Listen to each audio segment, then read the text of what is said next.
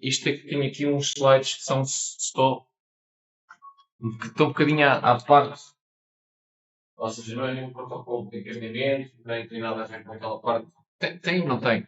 É transversal àquilo que temos vindo até agora, temos visto até agora, e são usadas, uma destas ferramentas é usada no BGP, e por isso é que falamos aqui antes disto, antes de chegar ao BGP. São 3 ferramentazinhas. Uma são Access Control Lists. Isto é muito comum e é muito utilizado em redes campos e noutras. Pode haver numa rede de produção, às vezes temos quase dezenas de coisas destas, que basicamente fazem o quê? Controlam acessos a coisas. Estas, daí o nome Access Control List, ACL. Estas são mesmo podem ser aplicadas, são regras que podem ser aplicadas a qualquer coisa no router. Podem ser aplicadas a uma interface, podem ser aplicadas depois para fazer filtragem de rotas em protocolos de encaminhamento. Podem ser aplicadas em todas essas coisas. Como é que funcionam? De maneira muito simples. Por exemplo, aqui temos um exemplo em que eu quero só que esta rede aqui, que está aqui, é uma VLAN que está aqui. Imaginem que depois há aqui um switch. Eu tenho aqui uma VLAN. Esta VLAN tem esta subnet. E eu não quero que esta VLAN, isto está aqui no router, o router vai saber encaminhar daqui para aqui, como é óbvio. Estão diretamente ligadas as duas redes. E eu não quero que ninguém daqui consiga aceder aos IPs daqui. Então posso configurar, podia fazer isto de outra forma, que era, aqui não há forma, porque isto não há protocolo de encaminhamento, ok?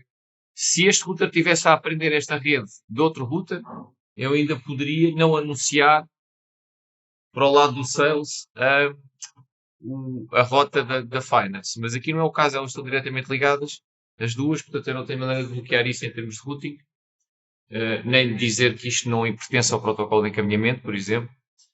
Mas também se não pertencer ao protocolo de encaminhamento, depois ninguém daqui para cima sabia chegar, com outros routers que isto falasse, ninguém sabia chegar àquilo, não é? Então eu tenho aqui esta VLAN, como é que eu vou fazer isto? Como é que eu vou impedir que eu consiga chegar daqui a aceder a isto? As ACLs servem para este tipo de coisas. Como é que isto se faz? Eu vou definir uma regra, tem aqui a versão Cisco, okay, em que tem o comando Access List, na Cisco isto tem números, depois elas podem ser deny ou permit, ok? Sendo que implicitamente está sempre um deny any, se eu puser um permit de qualquer coisa. Portanto, se eu tivesse feito aqui uma primeira regra em que punha aqui permit, depois não precisava de pôr a outra a dizer deny any. Ok? Mas neste caso é ao contrário, o que eu quero é negar, portanto eu tenho que dizer que a rede de sales não pode, vai ser negado. Portanto, esta access list o que está a dizer é que qualquer IP que bata certo com esta regra que aqui está, isto é uma wildcard mask, portanto qualquer IP que comece por 172.16.40, que é o que está aqui a 000, vai ser negado. Negado aqui, só quando eu aplicar esta access list a qualquer coisa é que isto vai saber ao que é que isto nega.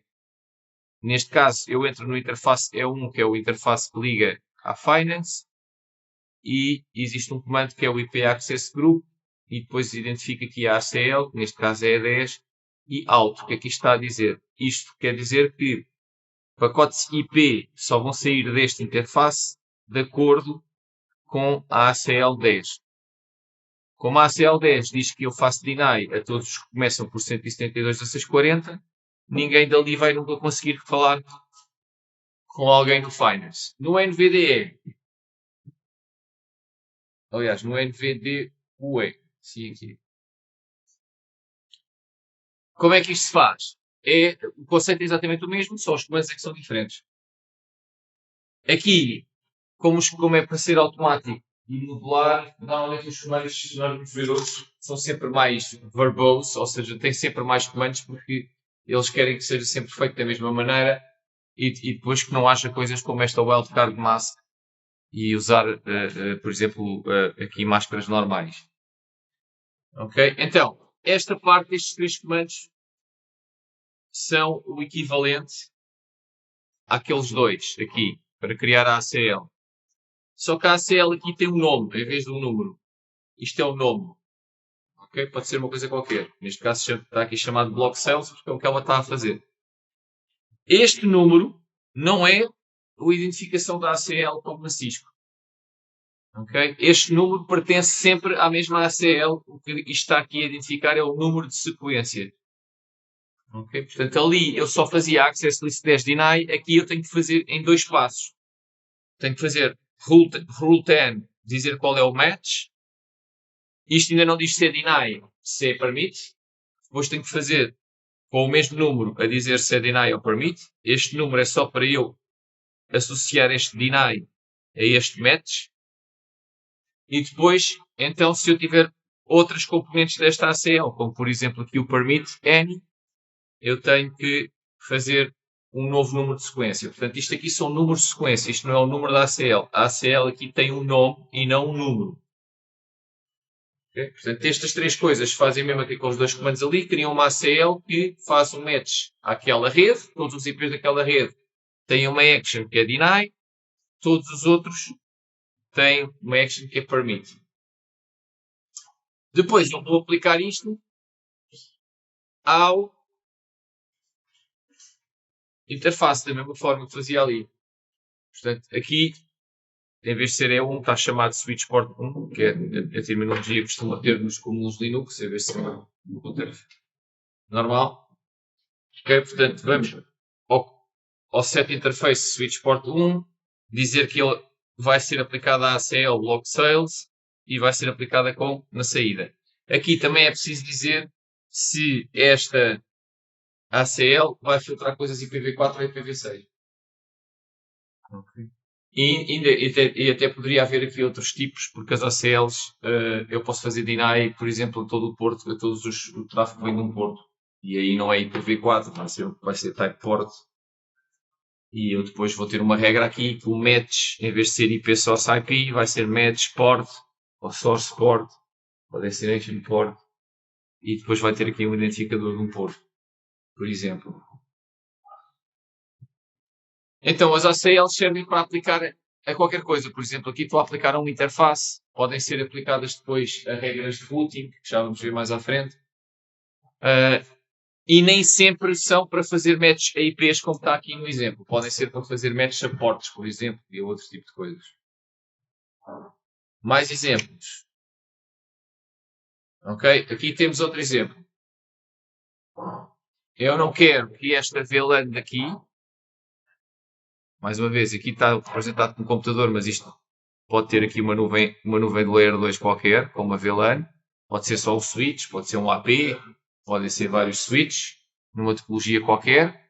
Aqui é a mesma coisa, para o Human Resources. E então o que nós queremos é que toda a gente que está nesta rede não possa aceder aqui à rede onde está os Human Resources. Então o que é que eu vou fazer? Mais uma vez, tenho que saber o IP, neste caso é o IP do interface. Portanto, aqui em vez de aplicar isto à rede, do outro lado estava a aplicar uma rede inteira. Aqui estava a aplicar, tinha uma wildcard mask, fazia todos, e depois isto era um access group, era para todos, e aqui deste lado a mesma coisa. Aqui tem um IP source IP, portanto todos os que comecem, todos tenham um source IP começar por 162.16.40. Aqui é mesmo, eu também sei que esta rede é a rede do accounting, tenho aqui definido. Estou a ver, com barra 27, isto é a rede aqui está pendurada aqui. Este interface tem um IP desta rede. Isto não é o IP da rede, é o IP de host. Provavelmente, com o que nós já sabemos, o que é que vai ser este IP aqui? Vai ser a gateway, né? do accounting, porque é o interface desta rede que existe aqui no router, vai ser a gateway daquela VLAN ali de baixo. Ok? Então, o que é que eu vou fazer? Criar a ACL, neste caso chamou-se Block Accounting, é outra vez IPv4. Primeiras duas primeira ação é fazer match IP source a esta rede e a action é deny. E depois fazer o permit para todos os outros. Okay? O número, mais uma vez, não tem nada a ver com a identificação aqui. Na Cisco, sim, isto é identificado com o número. Aqui não, este é só o número de sequência das várias componentes da ACL. Portanto, normalmente há dois com o mesmo número que têm a ver com o match e a ação correspondente a esse match. E depois, e assim sucessivamente. Pode não haver um match, pode ser só uma action, que é o que acontece ali com o caso 20, que é só fazer permit a tudo. Ok? Portanto, isto porque é que tem um número de sequência? Porque estas têm que ser avaliadas primeiro do que esta. Porque se eu avaliar esta primeiro, aquelas não estão lá a fazer nada. Aquilo diz que é action permit, é permitir tudo. Ok? Portanto, isto é só a ordem pela qual elas são avaliadas. Ok? Portanto, ele primeiro avalia isto. Se isto fizer match, faz deny. E depois vai avaliar esta. E esta faz permit a tudo. Mas ele só vai avaliar esta se estas não baterem certo. Estão a perceber? Portanto, só se a 10 não bater certo é que ele vai avaliar a 20. O número de sequência 20. Mais uma vez, depois é aplicar isto ao interface. Se é saída ou se é de entrada. Neste caso é ao interface. Este switch port 1 seria este switch port 1, que seria este porto aqui. E portanto eu estou a aplicar a tudo o que sai aqui esta ACL e portanto sempre que aparecer um IP daqui a tentar sair para ali, isto é bloqueado aqui no porto.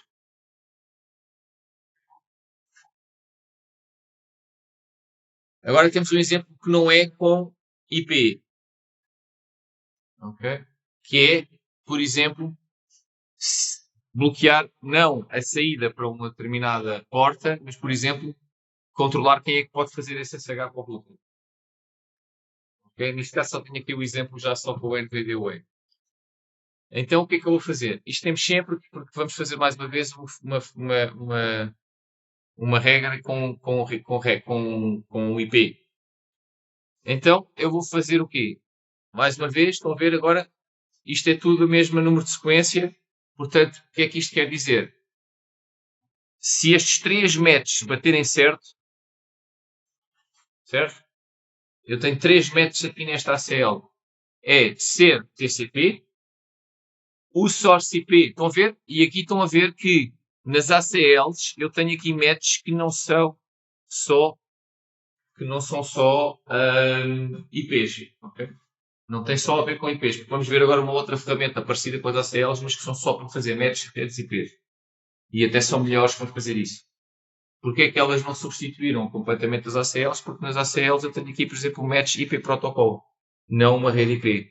E aqui tenho um destination port, ok? Também não é uma rede IP. E podia ter um match com um porto de entrada. Podia ter um match com um porto de saída. Ok? Portanto, o que é que esta regra toda faz aqui é, se for TCP, se vier deste IP específico, reparem que está aqui um /32, só mesmo deste IP. E se o porto de destino for 22, é permitido. Ok?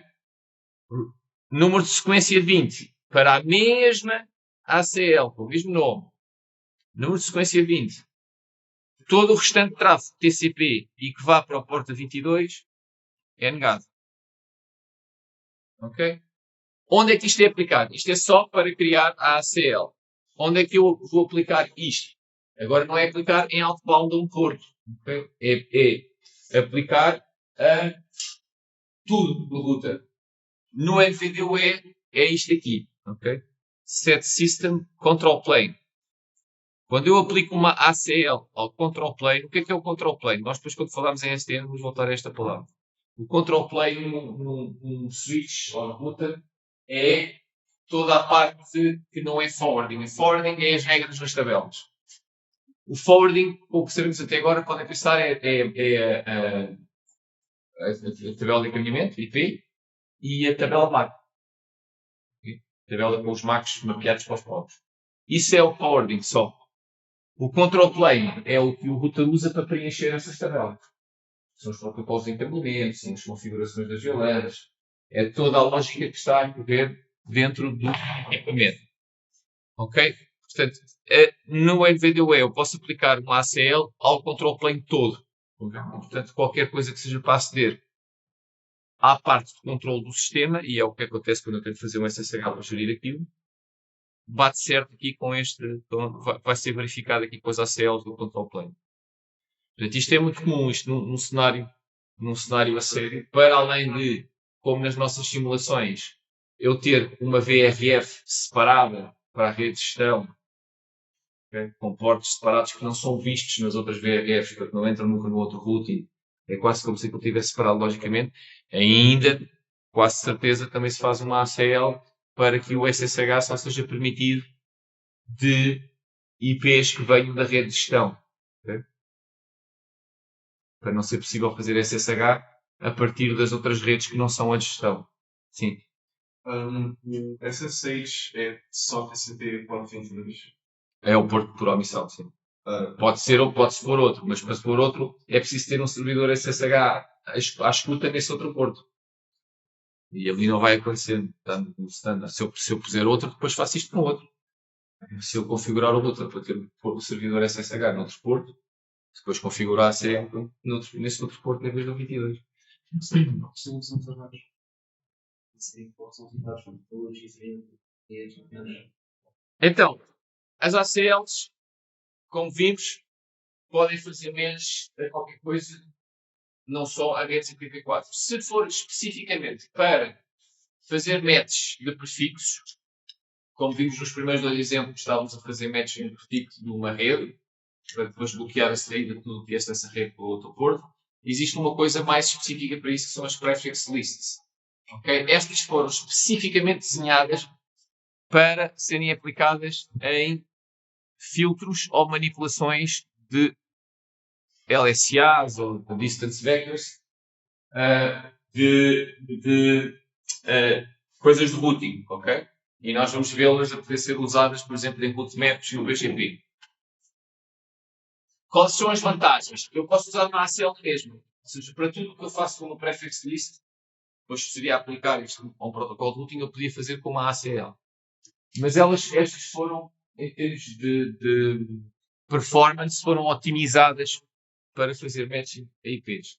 São implementadas de outra forma, mesmo em termos depois de como aquilo funciona no hardware, o algoritmo. Tem uma sintaxe mais intuitiva do que as ACLs, embora isto seja mais para a Cisco, porque no NVDOE eu também não tenho wildcards, também uso o barra nas ACLs. E depois tem uma coisa que não existe nas ACLs. Nas ACLs, quando eu faço um match com uma rede, só posso fazer uma match com uma rede. Ou seja, posso fazer uma rede com uma determinada máscara. Numa prefix list, eu posso, numa única regra, incluir um grupo de redes. Ok? Existe uma coisa que é o greater than or less than. Eu posso dizer que são todas as redes que tenham uma máscara maior que barra 24 e menor que barra 30. Estão a perceber? E, portanto, com uma regra, vou fazer para a 25, para a barra 24, para a barra 25, para a barra 26, para a barra 27, para perceber que todas elas batem certo. Ok, este flexible matching é outra das vantagens que isto tem. Permite-me fazer um range. Isto é, já vamos ver exemplos, mas isto é como se faz os comandos no NVDOE. Estão a ver aqui, set router policy prefix list. Tem um nome também. Depois tem o ID, que é a mesma filosofia das ACLs, é só a ordem pela qual as várias coisas que eu puser daquela prefix list são avaliadas. E depois tenho um match, porque também poderia ter mais do que um match. Poderia ter mais do que um match se este match tiver todo o mesmo ID. Para eu fazer a tal coisa dos lengths, existe este comando min prefix length e este max prefix length. Portanto, eu posso pôr uma determinada rede e depois dizer, dentro desta rede são todas as sub-redes que vão de tal a tal. Por exemplo, eu posso pôr na rede um 10.0.0.8 e depois dizer que é só para que seja maior que 24 e menor que 30. Quer dizer que ele só vai fazer match se for o 10.0.0.0, depois qualquer coisa barra 24 até ao 10.0.0.0, não sei onde é que termina depois as do 30. Tinha que se fazer a conta. Okay. Depois, aplicar isto. Depois, exatamente, para o mesmo ID dos matches, okay, eu depois digo se é permit ou deny. Okay? O ID serve para isto, estão a ver? Porque imaginem que vocês metem aqui, se quiserem ter o mínimo e o máximo, vocês vão ter duas regras destas com o mesmo ID, uma com o min, outra com o max, estão a ver? Mais a mesma com o prefixo base. E elas têm que ter todas o mesmo ID para depois aqui com este ID dizerem se para isso é permit ou deny.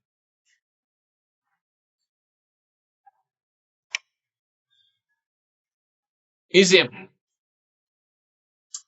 Neste caso não estou a usar o min ou o max prefix length. Então vou só fazer set router, policy prefix list, o nome que eu dei, o mesmo ID para associar o permit ao match, e aqui estou a dizer que é esta rede, 192.168.0.16. Com o que é que isto vai bater certo? E vai fazer permit. Qualquer IP que seja desta rede, mas se tiver uma máscara maior já não faz. Portanto, só mesmo aquela rede. Isto quer dizer que ele tem que ter estes três primeiros iguais.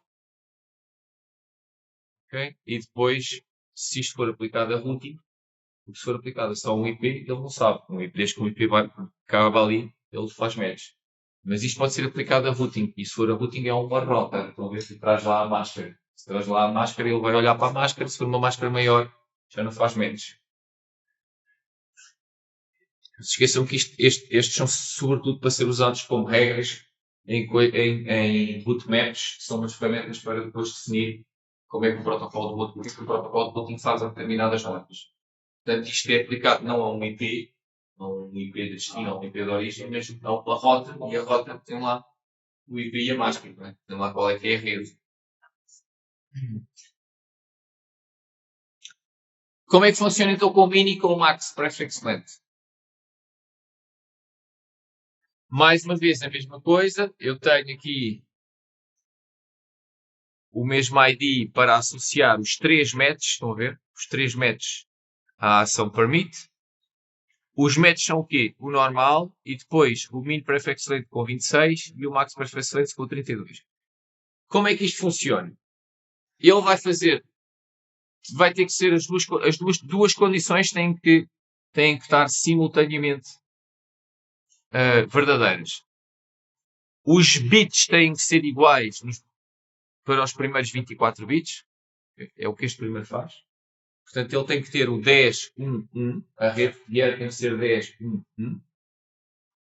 E depois o prefix list tem que ser entre 26 e 32. Portanto, ele vai olhar para a rota e ver se a rede que tem lá na rota começa com 10 e 1, é o que o primeiro comando faz. Tem aqueles 24 bits iguais. Tem a primeira regra. Depois vou olhar quantas bits de máscara que a rota tem. E se tiver entre 26 e 32 passa, se não passa. Por exemplo, se vier uma rota assim, não passa, porque apesar destes três primeiros estarem iguais, que é a primeira condição, a segunda condição falha, porque 25 é menor que 26. Portanto, vai bater certo a 27, a 26, e esta também vai bater certo. Porquê? Porque está sempre a começar por 10 a 1, que é o que o primeiro obriga, e depois, aqui, esta rede e esta rede, já não interessa, não precisa de ser 10 a 1, porque é só até ao 24 que tem que ser igual. Depois, aqui, todas elas têm o prefixo válido, todas elas começam por 10 ou 1, todas elas são válidas. Ok? Isto são endereços da rede com estas máscaras. Okay? Porque com barra 26 isto anda de 64 em 64. E com barra 30 isto anda de 127 em 127. 128 é a rede a seguir. Okay? De 128 em 128. Portanto, 0 a 127 e aqui anda de 64 em 64. Portanto, vai de 0 a 63. A primeira rede. E a segunda começa no 64. Aqui tem barra 24, mas não começa por 10 ou 1, como é óbvio, também não vai fazer match.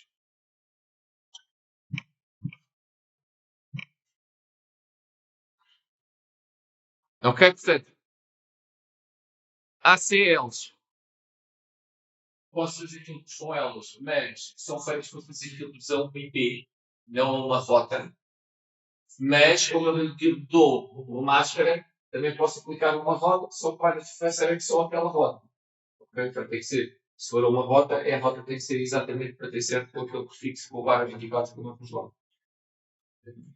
Elas são pensadas para fazer match a todos os IPs que entrem ali dentro. As prefix lists são mesmo para fazer matching a rotas, sobretudo. Estão otimizadas para isso. Onde é que eu os vou usar? Existe uma outra coisa que nós vamos falar que se chama Distribute Lists, onde elas podem ser usadas, que servem também para controlar se, por exemplo, o OSPF ou o ISIS anunciam um determinado prefixo ou não. Aí elas dizem, mas eu posso controlar isso no simultâneo. Ou seja, por exemplo, no indo ao interface, onde é que aquele interface participa. Se eu não for um interface dizer que ele participa no ISIS, o que é que vai acontecer? Não vai ser anunciado. Mas eu posso não querer isso. E vocês ainda podem dizer, então, se eu quiser só fazer a referência, mas não anunciar, também posso usar o passive, exatamente. Ok? Mas mesmo assim, eu posso não querer usar o passive, eu posso querer. E estamos a falar de redes nossas. Uma distribuição isso permite-me não fazer isto sem ser com redes que são minhas. Imaginem que eu aprendo uma rede de um vizinho que não está diretamente ligado a mim. Aí já não tinha maneira de fazer, nem porque ou excluo e não faço aliança com ele, e portanto não aprendo, ou se faço assim também não faço aliança com ele, também não aprendo, portanto já não tenho estas hipóteses. Portanto, a ideia disto é mesmo, eu recebi um anúncio para uma determinada rede, ou recebi uma link state database para uma determinada rede, e para outros vizinhos eu não quero dizer que essa rede existe. E então poderia usar essa coisa da Distribute List, embora também possa fazer isto com o rootmap. Vamos ver os rootmaps, porque vamos precisar dos rootmaps no BGP. O BGP usa rootmaps para alterar atributos das rotas.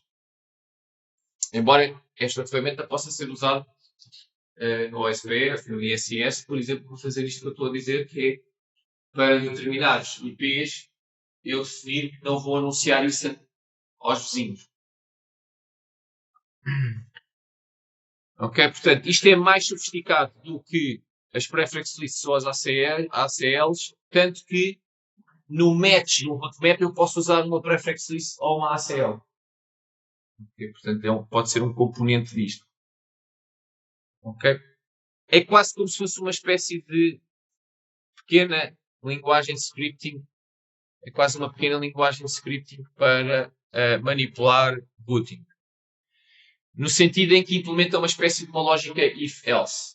Okay? Em que a condição do if pode ser um AND ou um OR. Ou seja, várias condições podem estar certas ao mesmo tempo, ou apenas uma delas está certa. E depois tem um then, que é o que é que eu faço se isso acontecer.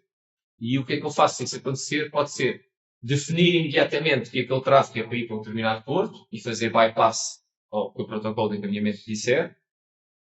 Pode ser mudar um atributo de uma rota, por exemplo, o custo no OSPF, ou os atributos do BGP, que vai ser onde a gente vai usar mais isto.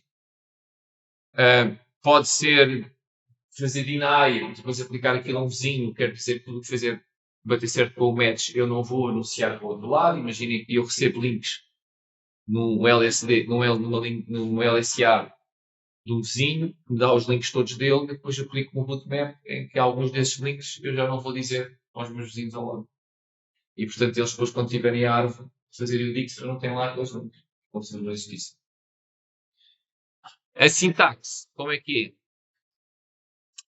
NV7 Router Policy Rootmap tem o nome e tem o ID. Estão a ver que isto aqui é sempre igual. Isto é uma coisa boa que o NVDOE tem e o que nos Linux, que é para depois quando fizermos isto, por exemplo, usando uma API, vamos ver se conseguimos fazer. Eu já tenho montado mais ou menos para o exercício do BGP. Vocês agora terminam o trabalho com o exercício do OSPF, o primeiro.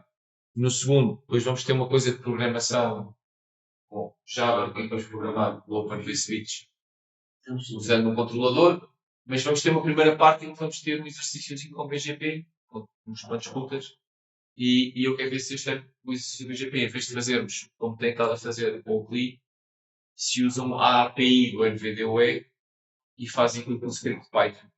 Porque nós também vamos ter uma aula sobre isso, na aula vamos falar do PSCOM. O PSCOM é um standard mais usado e o NVDA é só dos Linux, okay? Não é um standard, é só dos Linux, mas os princípios são muito semelhantes. A vantagem é que usar a API da NVDA é mais fácil lá no NVIDIA do que usar no Bestpoke. Não implica configurar praticamente nada, é mesmo usar quase a simulação que vocês têm, depois até podem experimentar, ir ao primeiro trabalho e transformar aquilo tudo em scripts para descarregar aquilo também no primeiro trabalho. Não é muito difícil, a única dificuldade é que aquilo tem que ser feito, se for feito com a API, aquilo tem que ser feito através do Management Server. Okay? E o Management Server, nós aqui na faculdade não conseguimos fazer SSH para ele. Mas conseguimos abrir uma consola para ele no web. Mas isto vai implicar, é isso que eu quero a ver, vai implicar vocês em casa fazerem uma primeira coisa de enviar os scripts para lá, para depois aqui poderem só entrar na consola e correr. Estão a perceber? Outra hipótese que eu estou a ver é que pode ser possível, eu não sei se eles têm, eu acho que eles têm ligação à internet. Portanto, se vocês desenvolverem isso e puserem no GitHub, pode ser no GitHub, olha, no Git, põe no GitHub e depois no outro lá podem instalar o Git, fazer Git clone, ficam com as coisas lá e isso ficou a partir do servidor de management e eu configurar com tudo. Ok, mas isto veio tudo porque estávamos aqui a dizer que se virem que eles tentam fazer isto, todos eles funcionam da mesma maneira. Tem um nome e depois tem um ID. O ID é basicamente o número de sequência, é o número de sequência pelo qual aquilo é avaliado. Cada coisa. Aqui vai ser igual. Portanto, tem um nome, depois tem um ID. Todos os que tiverem o mesmo ID são avaliados na mesma altura. E normalmente eu vou ter com o mesmo ID um match e um set, okay, associados. E depois este match pode ser mais ou menos complicado, pode ter vários, todos com o mesmo ID, para fazer, por exemplo, um add ou um more, vou ter que escrever várias vezes este comando match. E depois este set, reparem que as três coisas estão identificadas pelo ID. Porquê? Porque eu vou ter a regra do if, que é o match, tenho a action, porque aqui também é permitted or deny, também existe o permit or deny, e depois aqui tenho uma terceira coisa que é este set.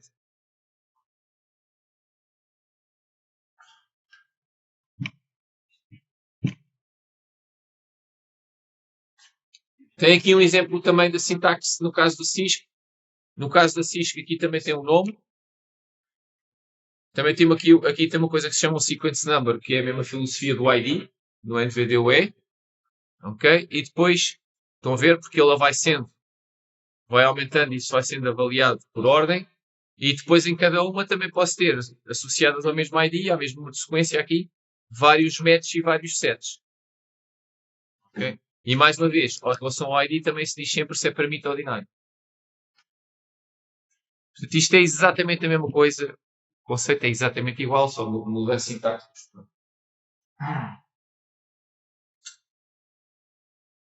Qual é que é a lógica para fazer ands e ors com aqueles matches? Portanto, já percebemos que isto é para fazer uma coisa do tipo if then. Okay? A condição do if pode ser só uma ou pode ser and ou or de várias. O and é se eu puser vários em linhas diferentes, vários matches. Estão a ver aqui? Portanto, isto é uma roadmap com este nome. Isto estão todos associados ao mesmo número de sequência, portanto, isto vai ser avaliado ao mesmo tempo. É permit tudo o que venha do interface 1, ok? E bata certo com uma preference list. Estão a ver? Aqui posso usar uma preference list ou uma ACL. Não existe uma maneira de eu diretamente aqui fazer match e pôr uma rede. Estão a ver? Tenho que usar ou uma ACL ou uma preference list. Sendo que normalmente, sempre que seja uma rede, vou usar uma preference list que é melhor. Tem melhor performance, permite fazer conjuntos logo de subnets e, portanto, normalmente aqui, nos exemplos que nós vamos ver, tem a ver com routing, tem a ver com o BGP, eu vou usar ali uma prefix list. Esta prefix list vai ter que estar definida, como nós vimos, para determinadas redes. Porquê é que eu posso ter aqui uma prefix list? Porque eu posso querer aplicar agora o set a um conjunto só de rotas, a um conjunto só de redes. Portanto, neste caso, tudo tem que estar certo. Ou seja, ele tem que vir desta interface e tem que ter um IP que bata certo com esta prefix list. Se isto fosse aplicado a uma vizinhança de um protocolo de encaminhamento, o que é que eu recebo de uma vizinhança do protocolo de encaminhamento? Não é aplicado ao IP do pacote curricular. Se isto é aplicado, se é aplicado no protocolo de encaminhamento, é aplicado o quê? Ao LSA, ok? Ou ao Distance Vector que eu recebi lá, ou vamos ver depois no BGP, ao Path Vector, que tem que ser com o Distance Vector. Mas é anunciado, é aplicado ao anúncio que eu recebo do meu vizinho. Esse anúncio tem o quê? Rotas. Rotas batem certo com o prefix list. Okay? Portanto, todos os anúncios que eu receber por este porto, por um vizinho que está ligado a mim por este porto, eu vou ver se batem certo com as regras que eu pus nesta prefix list. E agora teria que ter aqui um NV7, Router Policy, Route Map Multi-End, tudo igual, rule 10. Em vez de match tinha que ter um set e agora fazia aqui uma ação qualquer. Para isto. Sendo que se este set é, por exemplo, mudar o custo da rota, isto aqui tem que ser permite. Porque eu quero que isto depois possa poder ser aplicado numa outra vizinhança, para perceber, e portanto tem que ser permite. Se eu puser aqui deny, eventualmente eu nem sequer vou precisar de set nenhum. Porque depois se eu aplicar este route map a um vizinho, o que é que vai acontecer? O que ele vai fazer é tudo o que ele recebeu do vizinho do SP1, que bate certo com aqueles prefixos, ele não envia para o vizinho onde eu apliquei este route map, porque aquilo está deniado, então em cima.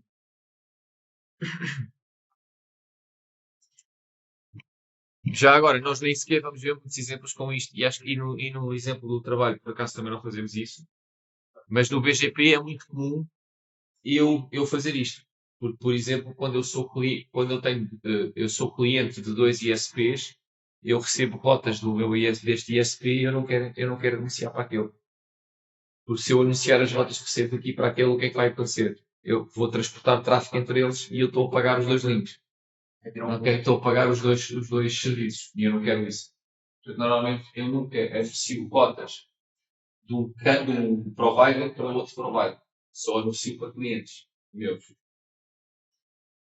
Okay? No BGP, e não só nós, o BGP é para fazer routing entre autonomous systems, normalmente. Portanto, neste cenário que eu estou a falar, que é o cenário da internet, cada nó é uma rede inteira, é um ISP, é um service provider.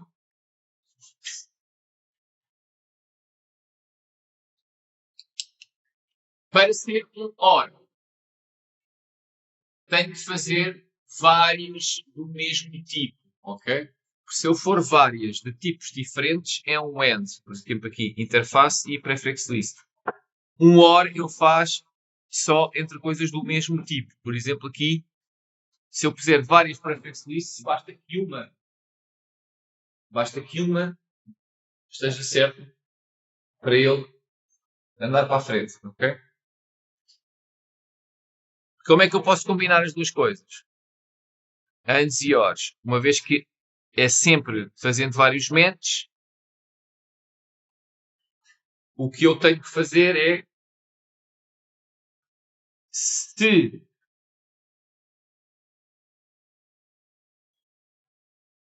tiver duas regras para a mesma coisa, o que acontece é que ele, quando bate certo com a primeira, já não avalia as outras, por isso é que é um OR. Basta uma delas dar certo e aquilo vá. E ainda tenho a hipótese de usar o ID. Se eu usar o ID com IDs diferentes, ele vai avaliar primeiro esta. Se esta der certo, já não vou avaliar a outra. Portanto, esta é uma segunda maneira de fazer um OR. Estão a ver? Primeira maneira, vários matches com o mesmo ID, mas matches da mesma coisa, portanto, prefix list. Portanto, ele também só avalia o primeiro, já não vai ver os outros. Se for com coisas diferentes, por exemplo, aqui eu quero ser do interface 1 ou bater certo com esta prefix list. Como não é a mesma coisa, não é prefix list, não posso pôr com o mesmo ID duas vezes a mesma coisa, porque aí fazia um AND. Okay? Aí era o exemplo do primeiro slide, aí fazia um AND. Duas coisas com o mesmo ID, a fazer dois matches com o mesmo ID em coisas diferentes, é um AND e não um OR. Okay? Dois matches com o mesmo ID em coisas iguais, é um OR. Se eu quiser fazer um OR com coisas diferentes, tenho que pôr dois IDs diferentes. Estão a ver? Porquê é que isto faz no OR? Porque ele avalia primeiro o 10, se este bater certo já não avalia o de baixo. Portanto, basta o modelo estar certo. Okay?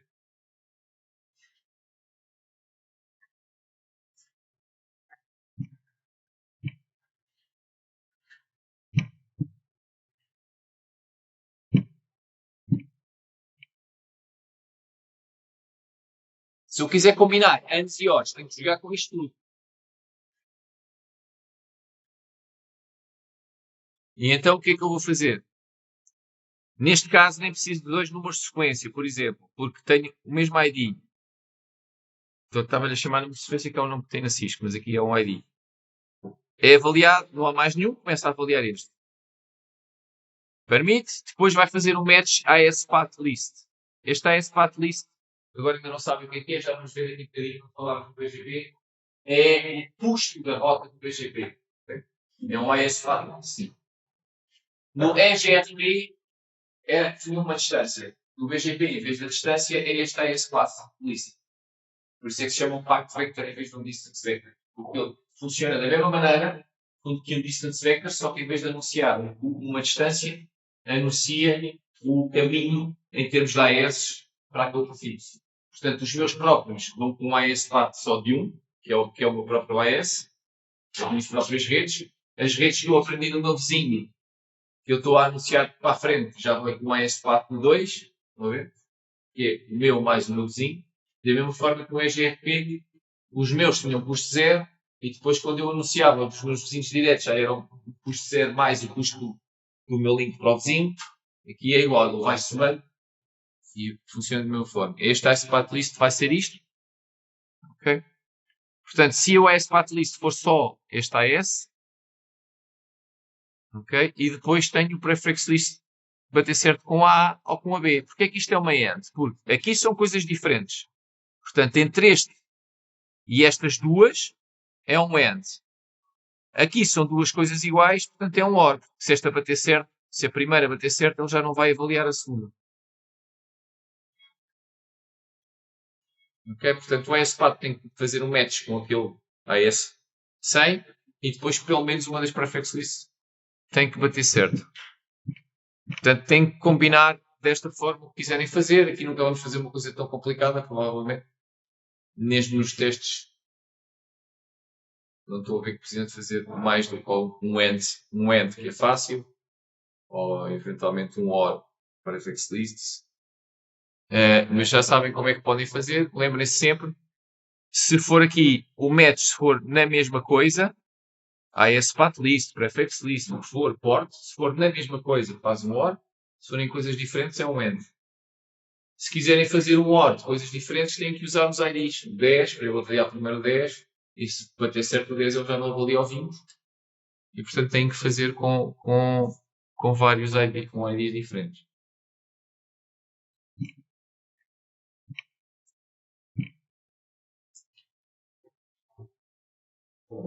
Ok, então, exemplos agora. Criar uma roadmap que faz o quê? Para todas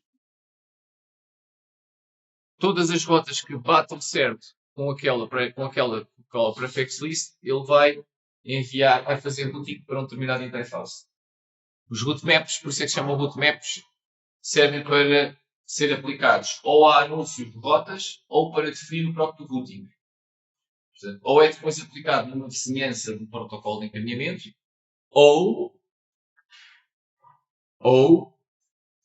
é aplicado diretamente à router policy. Okay? Se for, aqui reparem que isto não está a ser aplicado a nada. Ela vai ser criada. Para ser criada, eu vou precisar primeiro de criar as prefix lists. Portanto, isto não tem a ver com o rootmap em si. Isto é criar as prefix lists, como nós vimos. Ok? My rule é o nome que eu dei. Isto é uma coisa qualquer. Depois lá tem o ID. Porquê? Porque este match tem que estar associado a este permit. Okay? E, portanto, vai ser permitido o quê? Todas as que comecem por 10, não é? Barra 8. Não tem o min nem o max. Portanto, quando aparecer uma coisa qualquer cujo destino é desta rede, cabe nesta rede, isto vai bater certo. Vou criar o bootmap, isto é o nome. Mais uma vez, aqui é permite, porque se eu pusesse deny, o que ia acontecer é que qualquer coisa que viesse para aquela rede era bloqueado. E depois, então, vou, com o mesmo ID, vou dizer que é permite, e é para permite para tudo o que faça match com aquela prefix list lá de cima. Portanto, para tudo o que bata certo com aquele 10.00/8. E depois, reparem que eu não vou aplicar isto a uma vizinhança. Okay? Estou só a aplicar isto à router policy e vou dizer que o set aqui é sair para a interface switchport 1. O que é que isto vai fazer? Qualquer pacote que apareça, e aqui ele vai olhar para o IP mesmo do pacote, se for um pacote daquela rede 10.0008, o destino, se o destino for um IP daquela rede, se o destino for IP daquela rede, ele vai enviar isto para o switchport 1. Vai fazer bypass à tabela de encaminhamento. Mesmo que a tabela de encaminhamento aquilo tivesse outra coisa, eu vou enviar aquilo para o switchport 1. Chama-se a isto fazer policy routing, que é quando eu quero fazer uma coisa que não é o shortest path. Normalmente não se usa muito isto assim diretamente. Por exemplo, o BGP foi feito para a internet e nós vamos ver que é usado para outras coisas, por exemplo, para criar VPNs em MPLS, e hoje em dia até é usado, por exemplo, em data centers, porque no BGP eu também consigo fazer isto e não escolher o caminho mais curto. Okay? Consigo definir qual é que é o caminho. Tem problemas também graves, porque o BGP não garante que não haja loops e configurações de routing, mas em que eu não consigo nunca chegar a uma rota ou o tráfego entra no loop e nunca chega ao destino. MPLS. O quê? MPLS. Não, é MPLS. MPLS. Vocês também dão isso em vídeo, de certeza. Não que eu mas acho que isso era MPLS será. MPLS é multiprotocolo meio. SPLS é multiprotocolo meio precisável. Eu não sei o protocolo. Estávamos fora do BGP, eu não sei o protocolo, por exemplo, da MET, ou não sei quando estávamos no ponto. É um protocolo mais ou menos de. Não, aquilo é layer 2,5. Foi inventado para acelerar o routing, na verdade. A primeira motivação para o MPLS está agora a fazer para aí 20 anos. Apareceu em 2004, 2005, por aí.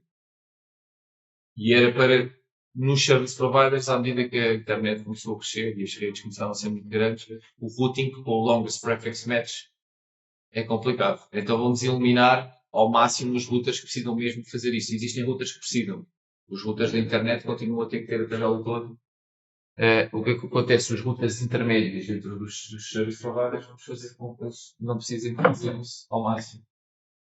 E então entra aí os PLS que criam uns túneis e depois faz uma coisa que é label switching. Ou seja, em vez de olhar para o pacote IP, olha para um campo específico que o pacote traz que é a label e depois aquilo é um match direto. Não é longest prefix match. Se vem com esta label, sai para aquela rota.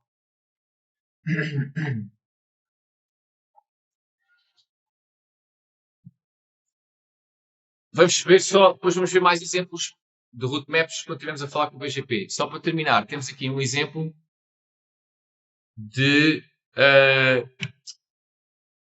que tem a ver com o que é aplicado agora a um protocolo de encaminhamento. Ou seja, não é diretamente dizer que quando eu recebo um pacote com aquele destino vai para um determinado porto, é aplicar isto aos anúncios de um protocolo de encaminhamento, neste caso do BGP. Para mudar um atributo da rota, que é esta coisa que está aqui, que é esta métrica. Okay? Esta métrica. Vou ver aqui. E depois já vamos ver. Não sei se hoje provavelmente não, mas para a semana. Hoje só vamos ver a parte de configuração básica. Esta parte dos atributos só temos de ver para a semana. Mas o que é que eu estou aqui a fazer? Eu tenho. Isto é o nome. Okay. 2 IDs diferentes, estão a ver? Portanto, este match está associado a esta action. Este match está associado a esta outra action. Okay? Ambas são permit. porque eu quero ter duas redes diferentes.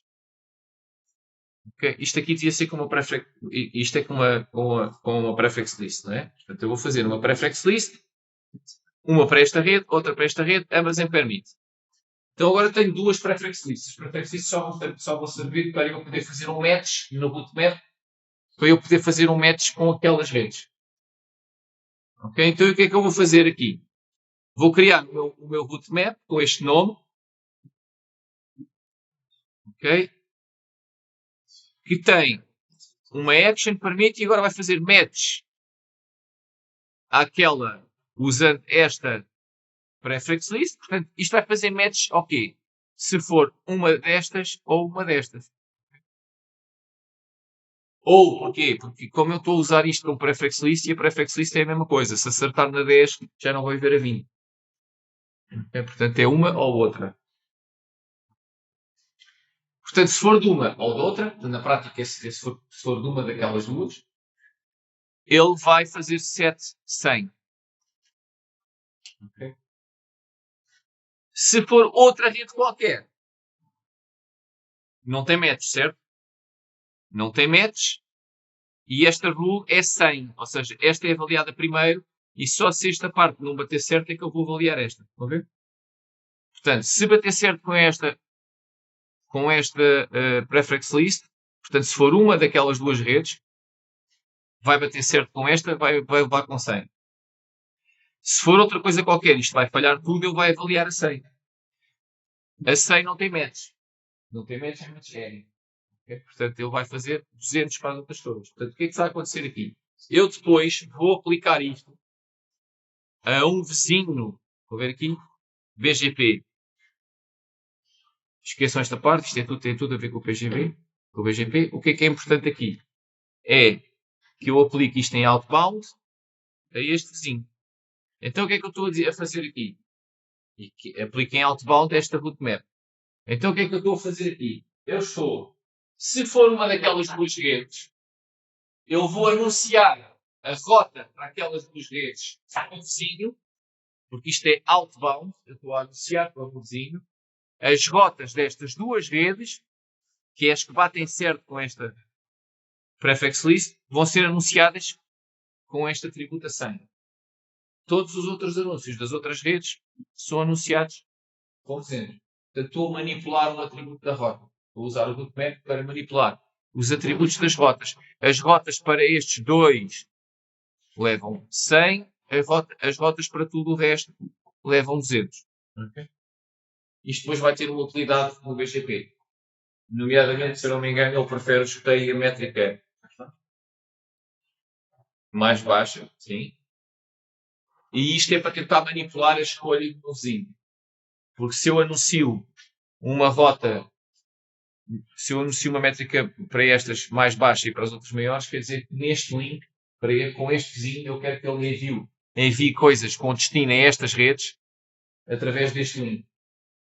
Porque imaginem, isto quer dizer que eu tenho outro link. O MED, já agora ficou a saber, esta métrica é de uma coisa chamada MED, que é de Multi-Exit Discriminator. Isto normalmente aplica-se quando eu tenho mais do que uma ligação ao vizinho, BGP, externo. Mas pronto, isto agora não vale a pena estarmos aí para aí, que já vamos ver outra vez. Ok? Pronto. Então, rootmaps podem usar ACLs, podem usar prefix lists, servem para manipular anúncios de rotas. As ACLs podem ser usadas para outras coisas. As prefix lists são feitas só para fazer matching a prefixos IP. Isso tudo controle. Bom. BGP. Portanto, aquilo são ferramentas que nós vamos precisar agora do BGP. Falta-nos este protocolo de encaminhamento. Falámos no EGFP, não vimos como é que se configura. Falámos de um protocolo que era Distance Vector. Vimos as diferenças entre protocolos de Distance Vectors e Link States. Também dão Henrique isso. Mas vimos aqui outra vez as diferenças que eles têm. E depois demos dois exemplos de Link States, o OSPF e o DSS. Todos estes protocolos que nós vimos até agora, tanto o Distance Vector, o EGFP, como o OSPF e o DSS, que são link states, são protocolos IGP, ou seja, protocolos Interior Gateway Protocols. O que é que isto quer dizer? são protocolos de encaminhamento que são usados dentro de uma rede que é da mesma entidade administrativa. O que quer dizer ser da mesma entidade administrativa? Normalmente no mundo real quer dizer que é do mesmo dono, é do mesmo provider, é da mesma entidade. Okay? Portanto, são usadas em quê? O OSPF é muito usado em redes de campos. O ISS é muito usado em redes de serviço provider. O EGFP é mais ou menos usado aqui ou ali em redes enterprise e campos. Quando é com o material assiste. Certo? E depois falta-nos ver o protocolo que é então agora quando eu quero ligar a minha rede, certo? A minha rede de campos à internet. Então em que cenários é que eu posso ver aqui? O cenário número 1 é o nosso cenário lá de casa. Eu não tenho nada que eu quero que seja acessível à internet na minha casa e eu só quero aceder à internet. Okay? Então a única coisa que eu preciso ter é um IP para o qual os servidores com quem eu estou a falar na internet me possam responder. Então eu tenho lá um único IP público, faço NAT e que eu envio qualquer coisa para um servidor na internet, o servidor vê o meu IP público do meu router lá de casa, responde para esse IP público e o router traduz aquilo para a máquina interior correta e aquilo vem parar à minha televisão se eu estiver a ver Netflix ou ao meu computador se eu estiver a trabalhar ou o que for. Okay? Portanto, isto é one way. Okay? Portanto, one way. Eu não preciso de anunciar, nem preciso que ninguém saiba o meu IP público. Porquê é que não preciso? Porque eu só recebo respostas. Se eu só recebo respostas, ele já sabe o IP, recebeu o pacote de origem. Quando eu vou a um servidor HTTP, eu envio, faço uma ligação TCP com ele e vai lá o meu IP de origem. E portanto a única coisa que ele faz é responder esse IP de origem. Esse IP de origem normalmente não me pertence. Se for one way, não me pertence. Pertence a quem? Ao ISP. E, portanto, quem tem a responsabilidade de anunciar esse IP de origem para os routers de internet se a chegar lá é o meu ISP, não sou eu. Ok? Portanto, neste caso, eu só tenho um IP público e não é meu. É do ISP. Okay? E o ISP é que tem a responsabilidade de o anunciar. Two-way é o quê? É se eu já quiser ter uma rede minha que também é cedida a partir da internet. Se eu tiver um servidor, eu também posso eventualmente fazer isto em casa, posso com o IP do ISP, mas, por exemplo, aqui na faculdade, no clique, saio da faculdade, chaves vários departamentos, o Moodle, o nosso Moodle aqui, o Moodle não é da faculdade, mas existe um Moodle aqui, está no servidor com IPs públicos da faculdade e a faculdade tem mais do que um IP público e eventualmente até pode ter mais do que uma rede pública e também vai precisar de anunciar. O two-way ainda pode ser feito só com IPs que pertencem ao ISP e pode ser feito só com o ISP a anunciar essas rotas e sem eu precisar de BGP. Ok? Portanto, se for one-way, aí de certeza que eu só tenho endereços privados por dentro, address translation para o tal IP único cá fora e o ISP é que anuncia esse IP porque é o IP dele, nem sequer é meu.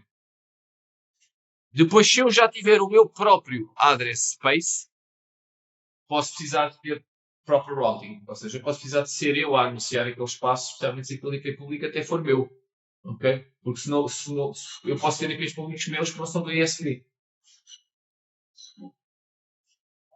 Se isso acontecer, vou ter que mesmo ter routing de alguma forma. Agora, eu posso estar ligado a um único ISP ou a mais do que um ISP. Posso estar ligado a um ISP e só ter IPs públicos, não são meus, que acontece lá em casa, são do ISP. Ele dá-me identificar a minha casa, mas não é o IP dele. Ele vai anunciar para a internet aquele IP, que é para o tráfego vir parar naquela rede, depois ele sabe caminhar aquilo até a minha casa.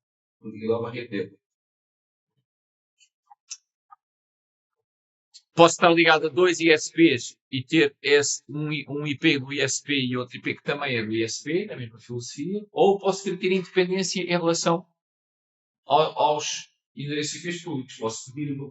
Posso ir à IANA e pedir o meu próprio endereço IP público. Se for hoje em dia, vai ser um endereço IPv6, já não existem endereços IPv4 públicos que não estejam atribuídos.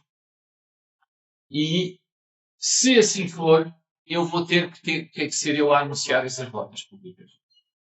Porquê? Porque esses IPs são meus, já não são do ISP, o ISP já não os vai anunciar ele a ninguém. Portanto, vou ter que ser eu a anunciá-los ao ISP para depois o ISP os anunciar aos outros. Ok? E nesse caso, eu posso querer ter o meu próprio AS number. Se eu não tiver IPs meus, não preciso, porque se eu não precisar usar o BGP, não preciso ter um AS number meu.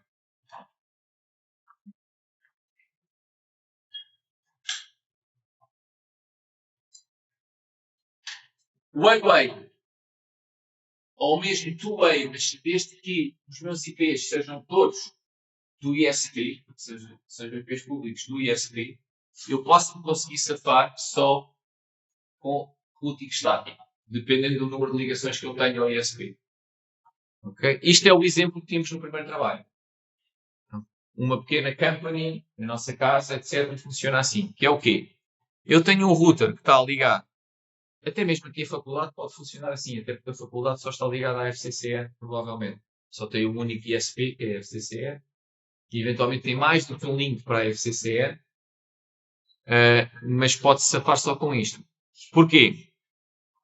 O que é que eu faço? Tenho um router aqui, o meu router aqui de saída.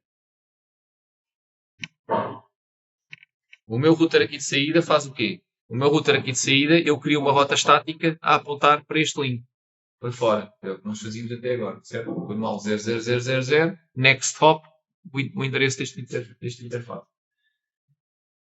E depois anuncio isto para dentro. Se for com o OSPF, com o default originate always. Se for com o ISS, fazendo redistribute da rota estática. Na rota estática. E então toda a gente aqui dentro vai aprender que o 0000 é ir para aqui e depois este tem que o 000 é enviar para este link. Ok? É o que eu tenho aqui. Crio uma rota default 000 via, imaginem que isto é o IP aqui desta interface.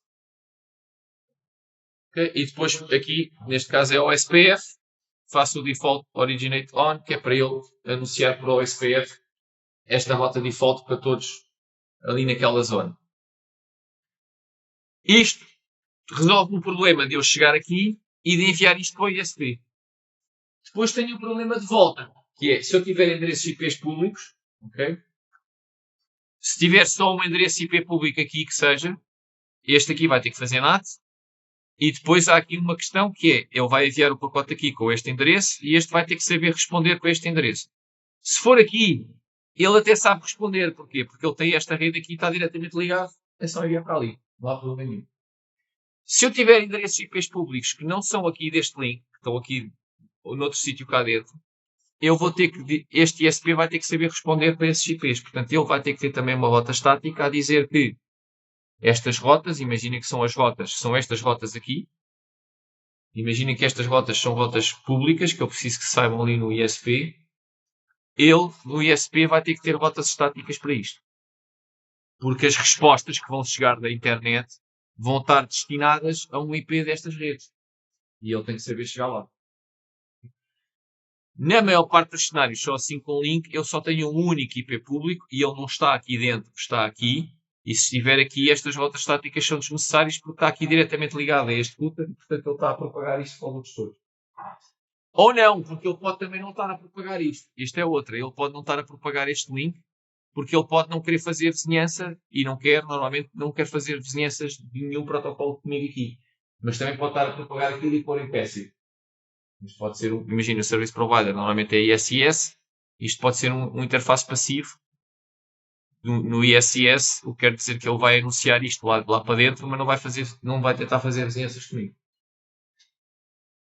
Neste caso, se for aqui o IP, se for deste link, não era preciso as rotas estáticas. Se não for, se for um IP que está aqui dentro, então eu preciso de saber que eu também, para chegar àqueles links, tem que ser através deste link. Para chegar àquelas redes, tem que ser através deste link. Portanto, isto é o cenário mais comum. É uma coisa destas. Uma rota default deste lado e uma rota estática do ISP a apontar para as minhas redes dali.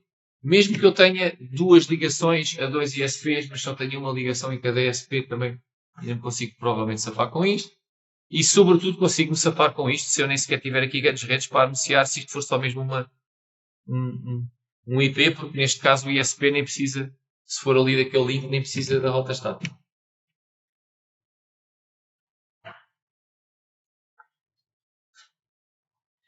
Normalmente o que é que acontece? Se eu tiver já algumas redes públicas e quiser ter routing a sério, o que é que eu vou fazer? Vou usar BGP. O BGP é um protocolo Inter Gateway, ou seja, serve para trocar informação de encaminhamento entre entidades diferentes, entre autonomous systems diferentes. Estão a ver aqui este AS, number, são diferentes. Este é o 20, este é o 10. Normalmente isto tem uns nomes. Este router que eu tenho aqui ligado ao meu ISP normalmente chama-se o CPE, Customer to Provider Edge Router, e este é o PE, que é o Provider Edge, e estes routers podem ter que trocar então BGP aqui, mesmo com os meus clientes, se os meus clientes acharem que precisam disto e não se sabe só com a rota estática, etc. Por exemplo, lá em nossa casa não há BGP nenhum, porque o router até é deles, ok? O router que está na nossa casa é do serviço provider, faz parte da rede dele. E o que nós temos é uma coisa que se chama, que é outro nome diferente, que é o Customer Premises Equipment, que tem a mesma sigla, mas é outro significado, que está nas premises do cliente, mas é dele. Se eu comprasse o service provider, Se eu comprasse um router à parte, que não fosse do provider, não ia configurar. Mas tens que ligar aquele router deles que ele tem lá na tua casa. Não. E aí é substituído e pedir as credenciais e. Se o substituí-lo, não vão deixar assim facilmente. Aliás, as pessoas que têm APs em casa têm ligados àquilo. Não. Até porque aquilo tem ACLs e não sei o que é. Se tentas ir lá meter o cabo no outro router, aquilo não vai dar. Não basta internet. Mas já não vai contribuir IP. Porque aquilo também, a maior parte das vezes, o IP, apesar de ser público, não é sempre o mesmo. É atribuído por uma versão do DHCP que não é igual ao que nós demos. É uma coisa que se chama. Aquilo até tem um nome, é DHCP over PPP, ou seja, over point-to-point internet. Não funciona com broadcast. É DHCP, mas não funciona com broadcast. Ou seja, não é enviado um DHCP Discover FFFF. Aquilo é enviado para um primeiro equipamento logo que está ali e que depois vai-te atribuir um IP que é dos IPs que tem uma pool de IPs para aquela zona. E depois registra-te aquilo com aquela casa, até para questões criminais, etc. Identificar a casa, se for necessário. O cliente. Por isso é que os criminosos usam os onions e essas coisas, e os stores, para fazer relay na data de servidores e baralhar isso. E depois, no sítio onde é que o tipo crime, o IP que eles veem não é o IP de acesso, de onde é que saiu, acesso. Estes termos single home é o que nós temos lá em casa, nem é bem single home, é single home, estamos ligados a um ISP. Depois eu posso estar ligado ao mesmo ISP por mais do que um link, portanto, redundância, mas para o mesmo ISP. Ou posso usar vários ISPs, que é o multi-homed. Sendo que posso ter até, outra vez também, mais do que um link para cada um deles, será o dual multi-homed. Quando eu começo a ter estas combinações, que acontece muito nas empresas hoje em dia, porque já ninguém depende só de uma ligação internet, especialmente se for uma empresa já grande, muitas vezes tem mais do que um ISP. Pequenas e médias empresas, muitas vezes só têm um ISP, porque também se ficarem sem internet durante umas horas ou não sei o que, aquilo não vai. Se estivermos a falar de uma multinacional com escritórios, raramente eles têm só um ISP.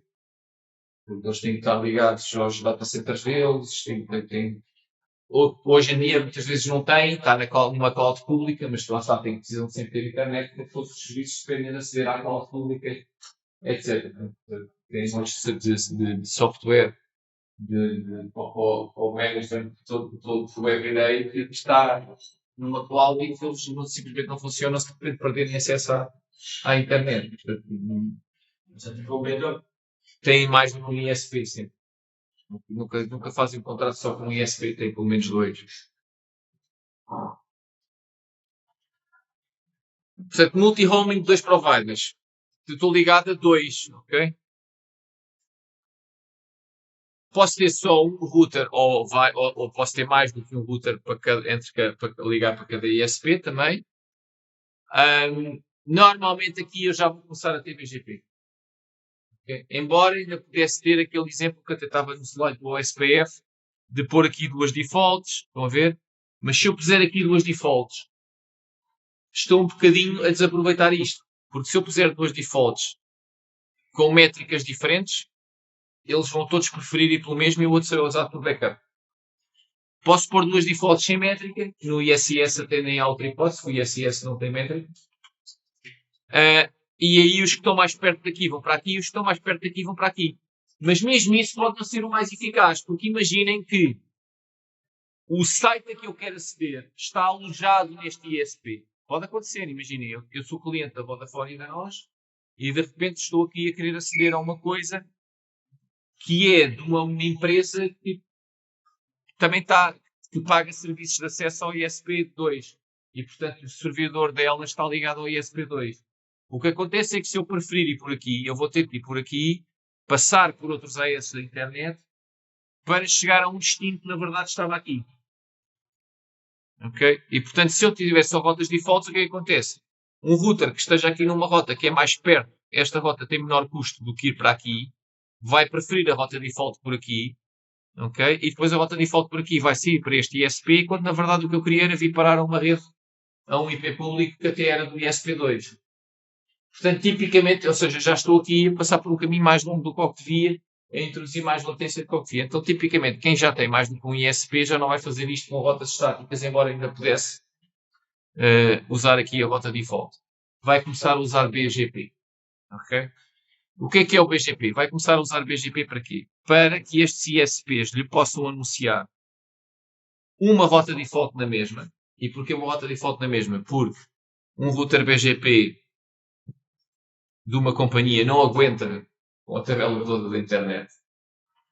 Portanto, então qual é a vantagem para usar o BGP se eu não posso receber a tabela toda da internet?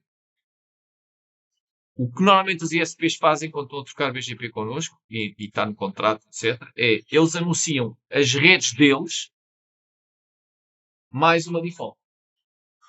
Isto já ajuda a que não aconteça isto. Por exemplo, se um router estiver aqui, mesmo que estivesse mais perto de sair por aqui, se este anunciar as rotas, já vai dizer que as rotas para aquela, se for para aceder a um servidor, que por acaso é de uma rede aqui do ISP1, ele já não vai pela rota default, porque tem uma mais específica daqui.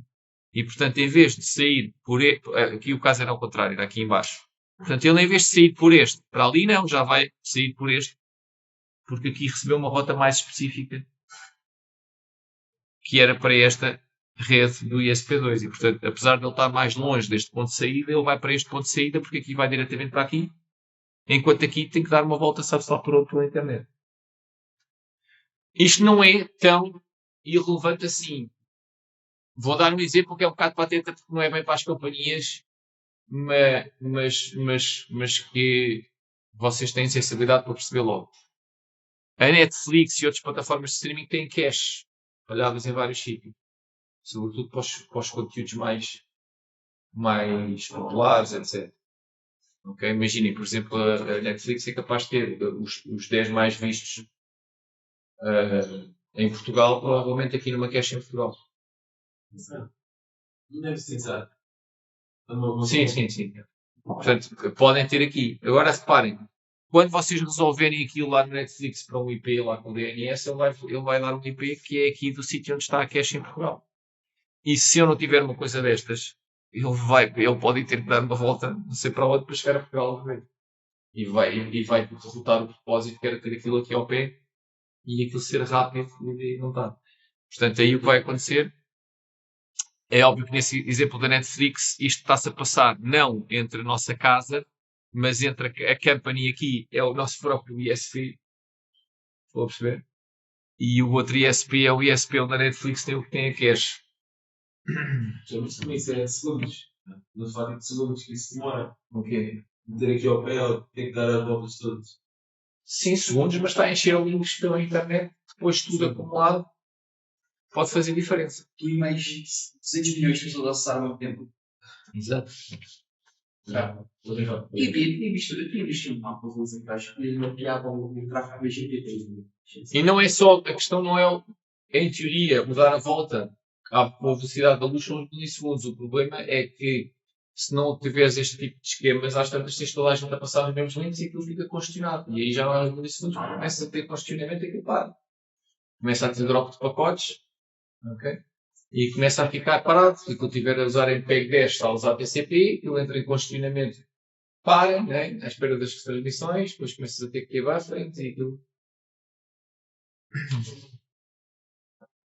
Terminologia. Já falámos aqui de alguma. Autonomous System. Ok? AS. Uma coleção de redes que são administradas pela mesma entidade.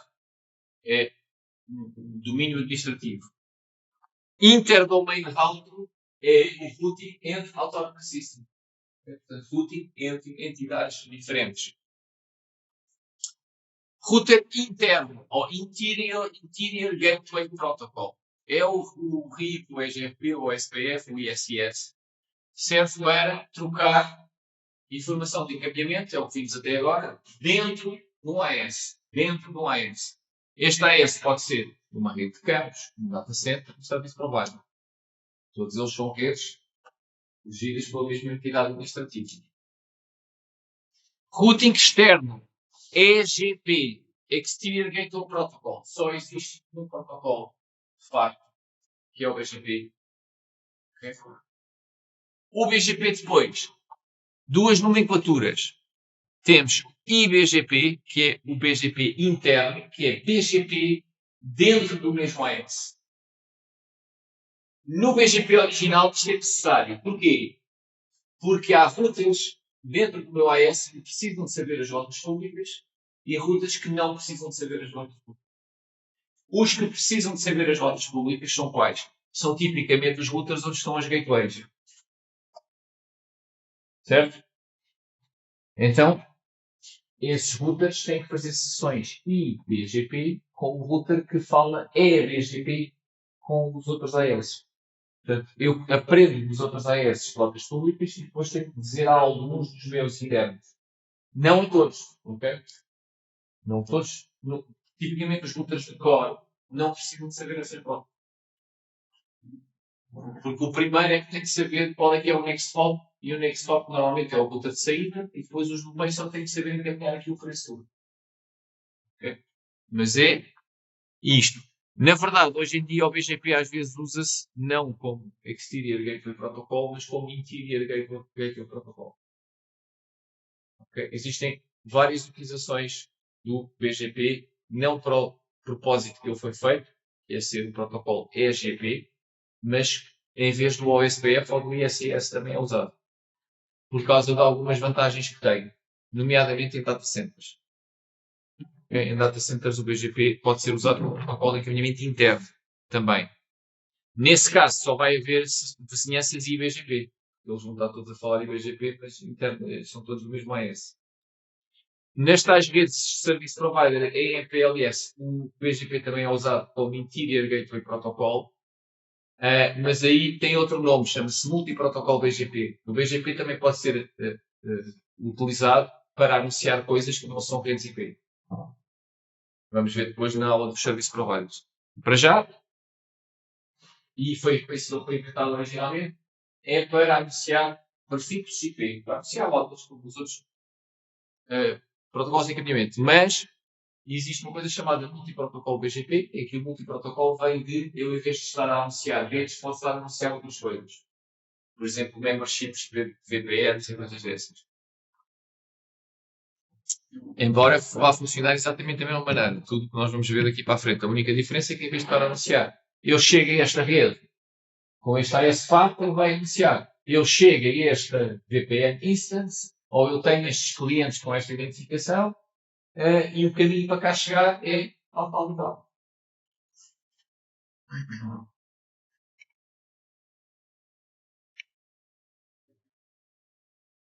Então,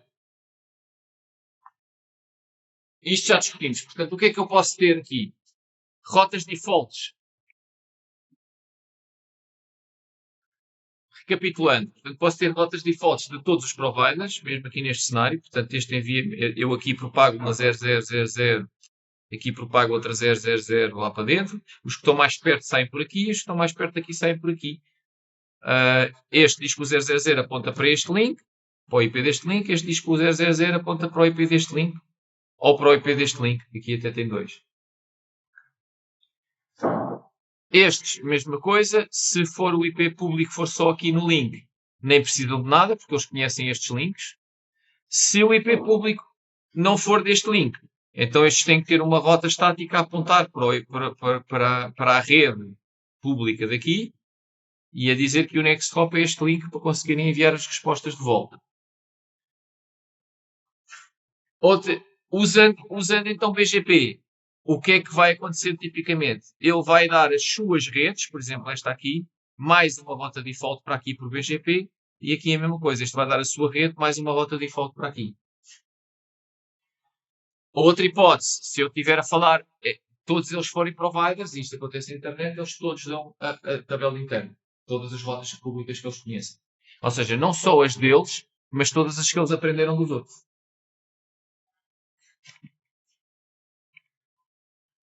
Aí é o cenário da internet. Nós chamamos de internet, que é o routing entre AES. Ok? Porque as diferenças, também já vimos, se eu tiver duas rotas defaults, tenho o problema de poder estar a ir para uma rede que é daqui e estar a dar a volta por aqui. Ok? Então, normalmente, o que eu vou fazer é enviar a partial table, que são as rotas daqueles ISPs. Ok? Isto vai fazer com que aquele caminho tracejado já não aconteça. Se eu quiser ir para aqui, vou ter uma rota mais específica aqui, que está dentro desta partial table, e portanto vou saber que tenho que ir por aqui. Só vai dar para o 000 se não for desta, não é? É mais específico sempre.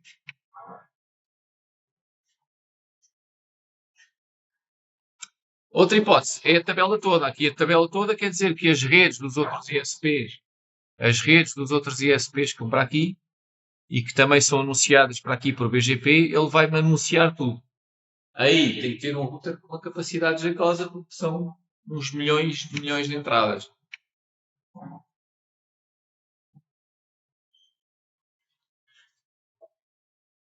Os Autonomous Systems é um número, começou por ser um número, e nós aqui nos exemplos vamos usar um número de 16 bits. No entanto, a partir de 2009, eles passaram para 32 bits. Porquê? Mesmo a razão do IPv4 para 86, porque acabaram-se os de 16 bits. Okay? Portanto, imaginem que existem mais de 2 de vontade 16 Autonomous Systems na internet. Estou a ver também da coisa. Já agora, o BGP nunca vai desaparecer.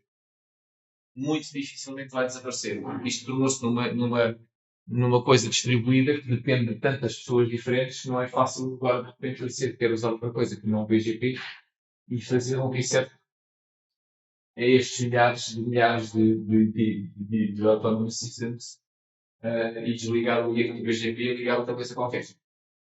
Podem eventualmente estar muitos anos de só de investigação, de haver algumas pequenas ilhas com coisas diferentes, etc. Mas é muito complicado.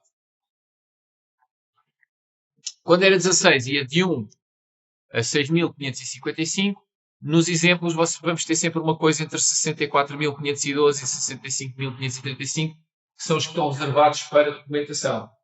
Porquê? Porque os outros existem mesmo. Se vocês forem ver à procura no registro da internet, tem um dono, não é? Isso é público, não é que seja segredo. Tem os registros, o RIPE é o se vocês procurarem no Google RIPE, o WIS Database, o WIS, W-H-O-I-S. O RUIS é um protocolozinho que existe no Irish Database. Muito antigo já, mas continua a ser usado para essas coisas online. E vocês vão lá e têm lá no site, têm a possibilidade de pôr lá o endereço IP público e ele vai-vos dizer qual é o Autonomous System que é dono desse endereço IP público, quem é a empresa que é dona daquilo, onde é que está registrado, em que país, etc, etc, etc. As outras gamas de endereços também pertencem àquele Autonomous System, tanto IPv4 como IPv6, etc, etc. Ok? Isto é tudo controlado por esta IANA e depois existem estes registros locais. O europeu chama-se RIPE, depois existe o ARIN.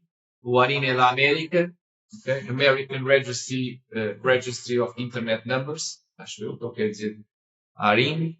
O RIPE é da zona europeia, depois existe um na Ásia, existe um na África, onde essas coisas estão registadas, todos eles têm bases de dados públicas com quem é que são os donos dos IPs públicos, quem é aquela Autonomous System é que aquilo pertence, etc. De quando é que foram atribuídos, essas coisas todas.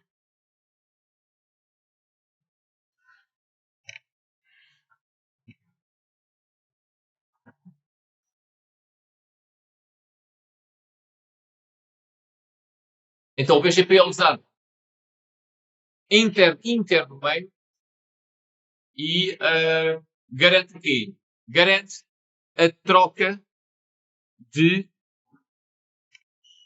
informação de routing sem loops. O que é isto sem loops? Isto é na parte da troca da informação de routing. Há dois sítios onde nós podemos ter loops num protocolo de entendimento. O primeiro, que nós até agora não ligamos muito, era no link state, até vimos como é que era feito, era que eu recebo os LSR no vizinho e depois faço claro para todos menos aquele vizinho.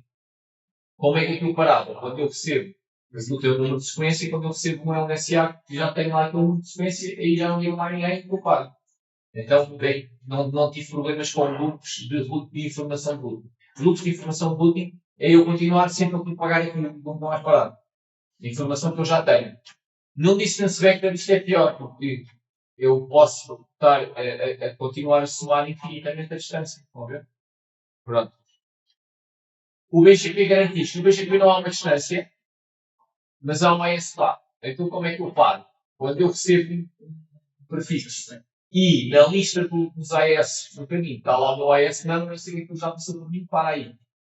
Okay? É isto que ele garante com o loop free. Depois existe o loop free forwarding, que até agora também não nos preocupámos muito com ele, mas falámos muito ligeiramente nele quando vimos os feasible successors do EGFP. Lembram-se? Tínhamos que saber que a advantage distance tinha que ser mais pequena do que a melhor feasible distance, por isso que não existia um forward loop. Ok? Que era eu estar a mandar para um caminho e depois passar para mim. E o pacote não sair do loop. Ok? O BGP no SPF nem sequer falámos nisso. Porquê? Porque quando toda a gente escolhe o caminho mais curto, não existem loops. Isto pode-se provar matematicamente. Okay?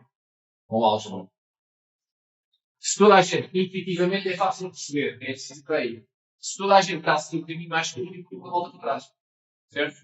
É impossível voltar para trás. Imagina, mas isso não está com possíveis erros que possam acontecer. O que estás a pensar é no cálculo infinito e no distance vector, mas isso é tu estás a usar caminhos que estão afetados pela mesma falha. Um forwarding loop nunca acontece, porque se tu estás no meu caminho mais curto e depois tu escolhes o teu caminho mais curto, tu tens que estar mais perto do que eu. Portanto, aquilo nunca passa por mim. É impossível, mesmo algebricamente, prova-se muito facilmente com propriedades da aritmética. Porque o custo é uma soma. A soma induz uma ordem escrita. A soma da aritmética básica que a gente aprende na primária, isso na álgebra tem um nome, são corpos, e a aritmética é formada pela multiplicação e a soma e a multiplicação, a divisão e a subtração são a soma e a multiplicação da mesma, okay? São só inversas, mas na verdade a subtração não existe na divisão, a subtração e a divisão são a soma e a multiplicação, feitas de forma inversa, ok? E portanto, a aritmética é isso de números naturais.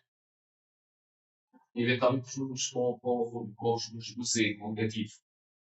Okay? E as propriedades mantêm-se. E uma das propriedades que tem é a ordem é escrita, ou seja, se A é menor que B, A mais B também é menor que. Aliás, se A é menor que B, A mais C é menor que B mais C. Sempre.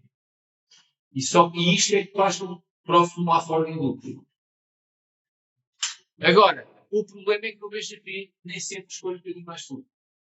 Então, atenção a este loop free, isto é só na troca de routing information. No enviar as coisas é possível que haja forwarding loops. Na verdade, eles quase nunca acontecem, mas é porque quase toda a gente usa as políticas da mesma forma. Mas, em teoria, como eu posso não escolher o ISPath mais tudo, se toda a gente tiver a escolher o ISPath mais tudo, é a mesma coisa. Cai exatamente na mesma coisa. É a aritmética simples, porque é somar mais um caminho, e depois escolher o melhor. Portanto, estou exatamente na mesma questão, não há problema nenhum. O problema é que o BGP eu posso não escolher a rota que tem o ISPath mais tudo. Ou, pior ainda, posso mentir e artificialmente aumentar o tamanho do ISPath. O que é que se ganha com isso? Ganha-se várias coisas, porque como isto vem tudo do quê? Diz ser um protocolo de encaminhamento entre AS. Portanto, há interesses comerciais. Há coisas que eu não quero. Eu posso receber por ali por pagamento, etc. Ok? Portanto, tem atributos. Estes atributos há um deles que se sobrepõe ao ISPath, por exemplo, que é o Local Preference, e a partir daí já nada me garante que toda a gente escolher da mesma forma. E existem várias coisas que podem acontecer no BGP. Existe uma coisa que é uma configuração que é o Bad Gadget, em que eles nem sequer nunca vão estabilizar uma rota. Um Bad Gadget é uma coisa simples, é uma coisa relativamente simples, que é se tiveres, a maneira mais fácil de imaginar é que vocês têm aqui uns routers assim, ligados, e depois de repente tem aqui um. Estão a ver? Em que o caminho mais curto, na maior parte das vezes, é ir por aqui.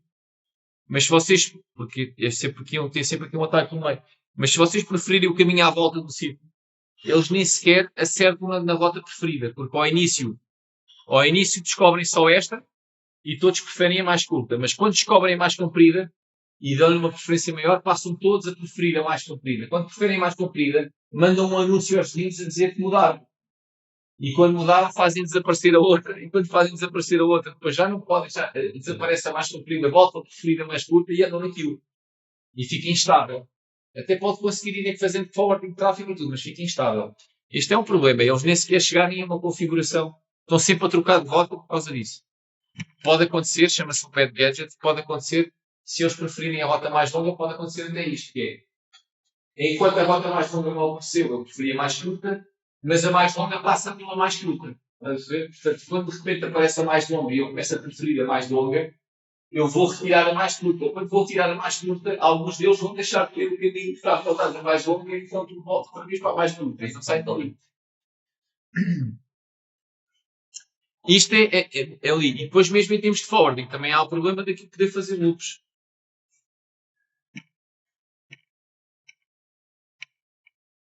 Bom, vamos só chegar aqui à configuração inicial.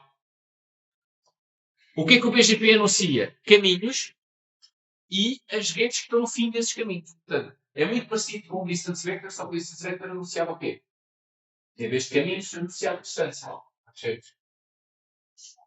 No Distance Vector, cada vez que eu recebo, sobe o meu custo. Aqui, cada vez que eu recebo, sobe o meu AS. Ou AS path. Acrescento no AS ou AS path. Portanto, imaginem que este tem estas redes. O que é que eu vou fazer aqui? Eu vou anunciar para aqui e para aqui. Ok? Lá tem aqui um problema. Este vai anunciar para aqui. Este depois vai anunciar para aqui, mas depois isto vai parar porque ele vai ver que neste caminho já estava o dele. Que é 65050, 65040, 65030. Quando ele recebe esse caminho, está lá o 65050 que sou eu. Parou. Ok? E depois este também vai enviar para aqui. Até eles só enviam. Atenção que eu aqui. Lá está. Aqui parei porque até tinha cá o meu. Mas mesmo que não tivesse o meu, eu tinha um caminho para aqui, para estas redes, só com o ISPath. E aqui recebi já com 1, 2, 3. Qual é que eu vou continuar a anunciar? Só o mais curto. Okay? Como o Distance Vector também fazia. Né? O EGRP também era igual. Eu posso receber vizinhos com duas distâncias diferentes, mas depois já só anuncio a distância melhor. Aqui é igual. Portanto, este vai receber daqui diretamente, mas depois também vai receber daqui. Estão a ver? As mesmas redes. Só que daqui recebe só com o ISPath. E aqui já vai receber com 1, 2, 3. Ou 1, 2. Estão a ver? Ele vai receber aqui 3 vezes. Este AS vai receber aqui. Estas redes, uma vez. vai receber uma vez só com este AS number, vai receber com com 2 AS numbers, e ainda vai receber lá por cima também. Por aqui, por aqui, por aqui. Com 3 AS numbers. Qual é que ele depois anunciaria aos vizinhos? Só o mais curto, que era o que tinha o AS number. O mais curto até agora. Depois vamos ver com as atitudes que pode ser. Ele pode escolher anunciar outro. Ele vai anunciar aquilo que ele achar que é melhor. Pode não ser o que tem o AS4 melhor. Ok? Aqui este de cima, mesma coisa, vai receber por aqui com 1, 2, vai receber por aqui com 1, 2. É basicamente igual. Ele vai escolher um de uma maneira qualquer e vai ser esse que ele vai anunciar para aqui. E este depois vai acrescentar o seu número aqui e anunciar isto para a frente. Portanto, neste caso, o 20 prefere ir pelo 30, mas podia ir pelo 40, que era o mesmo caminho, era o mesmo número de AS. Deixa eu terminar a introdução do BGP. A parte conceptual, para depois, para a semana, vermos a configuração. Portanto, é um vetor path vector com propriedades. Uma outra grande diferença para os outros protocolos. O OSPF, lembram-se, tem um protocolo number específico do IP. Portanto, usa pacotes de IP. Portanto, em cima do IP, é um protocolo que corre em cima do IP. O ISS, Layer 2, lembram-se? É uma frame Ethernet, tem um Ether type específico no ISS, para mandar os LSAs, os hellos, etc. Ambos, mesmo o SPF, apesar de usar IP, e portanto, em teoria, poderia fazer uma vizinhança não com vizinho direto, certo? O OSPF, em teoria, pode fazer uma vizinhança não com vizinho direto, porque se usa IP, pode pôr o IP destino no IP desde que consiga lá chegar. Porquê é que nunca acontece? Porque é o ovo e a galinha. Como é que ele sabe chegar a um IP que não está diretamente ligado a ele? Essa vai ser a função dele. Vai ser a função do protocolo de encaminhamento, né? Propagar a informação do reachability. Mas em teoria, se eu tiver outro protocolo a correr, certo? Antes, imagine que eu tenho a EGRP a correr. E, portanto, na minha tabela de encaminhamento tenho uma série de prefixos que eu consigo chegar. Eu posso fazer uma vizinhança com prefixos desses, em teoria, no SPF, que é o pacote IP, meto o IP e chego lá. Na verdade, tanto não é definido bem como no Cisco, ele não permite. Porquê? Porque nós vimos como é que se configura. Como é que se configura? Eu vou dizer que uma determinada interface pertence ao SPF. Portanto, ele faz a vizinhança por essa interface. Não faz para um outro IP qualquer. Eu não tenho uma maneira de dizer, em termos de configuração, que faz uma vizinhança com este IP. Não é assim que funciona. O que eu digo é, faz uma vizinhança nesta interface. O BGP não. Funciona com TCP. Ou seja, isto tudo para dizer o quê? Nos outros protocolos eu só tenho vizinhos a um bloco. Só tenho vizinhos que estão diretamente ligados a mim. BGP não. Funciona com TCP. O que quer dizer que desde que eu consiga chegar ao IP vizinho, eu posso fazer vizinhanças com um vizinho que está do outro lado do mundo. Desde que eu consiga chegar nesse IP. Normalmente também não acontece. Esta do outro lado do mundo não acontece. Porquê? Porque se for uma vizinhança entre AS, como é que eu posso saber chegar a um IP do outro lado do mundo? Só se já tiver o BGP a correr, certo? Senão não tenho outra maneira de alguém anunciar esse IP, certo? Então, se for BGP, na verdade, as vizinhanças também são sempre com alguém que está diretamente ligado a mim. Porquê? Porque eu, antes de fazer a vizinhança, não sei nada sobre nada. Se não sei nada sobre nada, não sei chegar a IP nenhum a não ser aquele que está diretamente ligado a mim.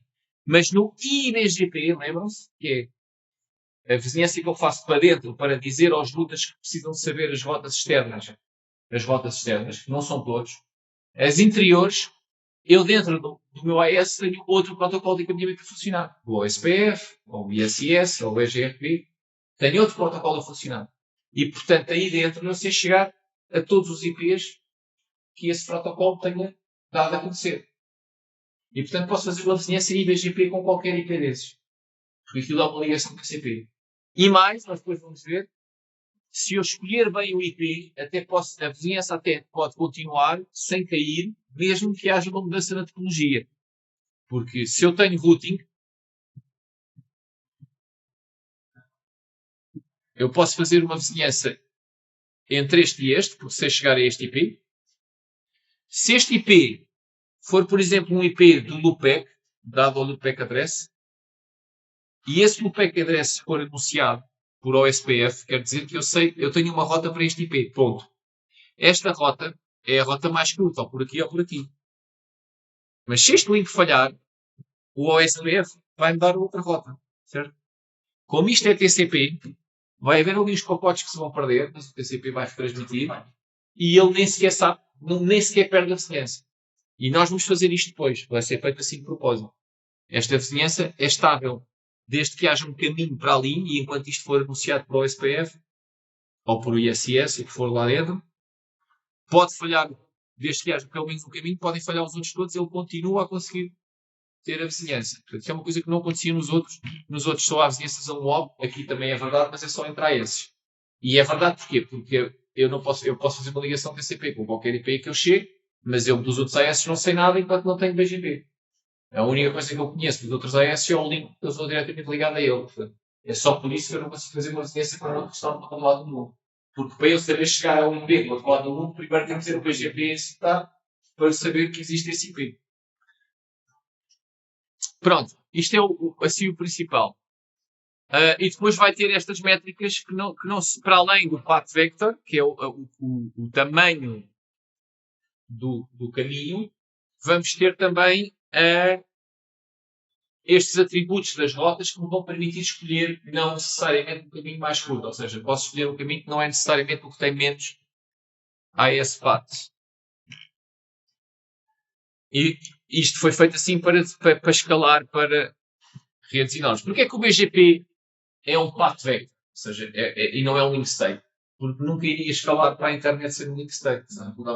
Não ia ter, nunca conseguia ter a tecnologia toda, os links todos e correr um mixer em cima daquilo. E portanto teve que ser um distance vector, que aqui é um path vector. Depois temos as coisas do costume. Neighbor table, como existia nos outros protocolos, que é a lista dos vizinhos, com esta nuance que estes vizinhos aqui, se forem internos, podem não estar diretamente ligados a mim. Tenho a BGP table, também existia nos outros, que é, tenho as rotas todas que eu recebi de todos os vizinhos. E depois tenho a routing table, que é, dentro dessas, só vou escolher a melhor. Isto existe, sobretudo, isto existem todas. Isto existem todas. Isto existem distance vectors parecidos. No link state tem outro nome, é a link state database, que é a topologia toda. Portanto, isto não existe num link state. No link state existe a link state database, tem a tabela toda. Eu depois calculo o link state dos caminhos mais curtos. Nos distance vectors é que existe uma coisa parecida com esta, que é todas as distâncias que eu aprendi para a mesma rede dos vários vizinhos. E depois, então, a escolha das melhores.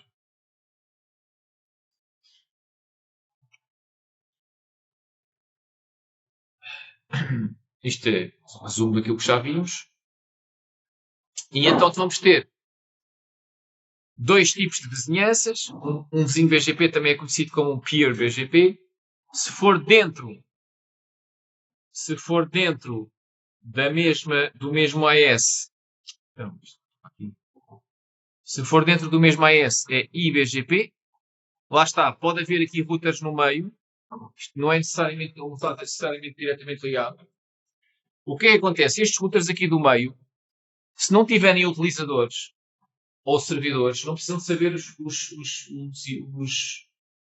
IPs externos públicos, certo? Porque não vão ser a origem de tráfego. Só os routers que são a origem de tráfego, o que eu quero dizer com a origem de tráfego, têm servidores ou têm hosts, sejam utilizadores, sejam servidores, sejam sensores da IoT, sejam o que for, têm host. Os hosts é que geram tráfego, os routers não geram tráfego. Eles próprios podem gerar como resposta de um SSH, etc. Mas isso lá está, não para a internet, para a rede de gestão, etc. Mas para a internet, normalmente os routers em si não geram tráfego. Portanto, estes que não geram tráfego, eles não precisam de saber como é que se vai pelo IP público. Eles precisam de saber chegar a esta borda. Depois vamos ver isso também. Eles precisam chegar a essa borda. Okay? Quem precisa de saber os endereços são estes aqui, normalmente. E não só, e vice-versa. Com quem é que eu também tenho que fazer IBGP? Com os routers onde estão pendurados os hosts que têm os IPs públicos. Pode não ser o de fronteira. Okay? Com esses tem que trocar IBGP. Ao contrário também, porque é preciso, se eu tiver aqui endereços que são públicos, eu tenho que, por IBGP, dizê-los a este, para depois este anunciar para aqui. Ok? E, portanto, podem não ser todos. Portanto, aqui pode não ser um vizinho direto. Aqui é sempre um vizinho direto. Porquê? Porque eu não tenho maneira de saber mais nada daqui, a não ser este link. Porque só quando tiver o BGP a funcionar, é que este me vai dizer que rotas é que existem públicas aqui dentro do AS 6510.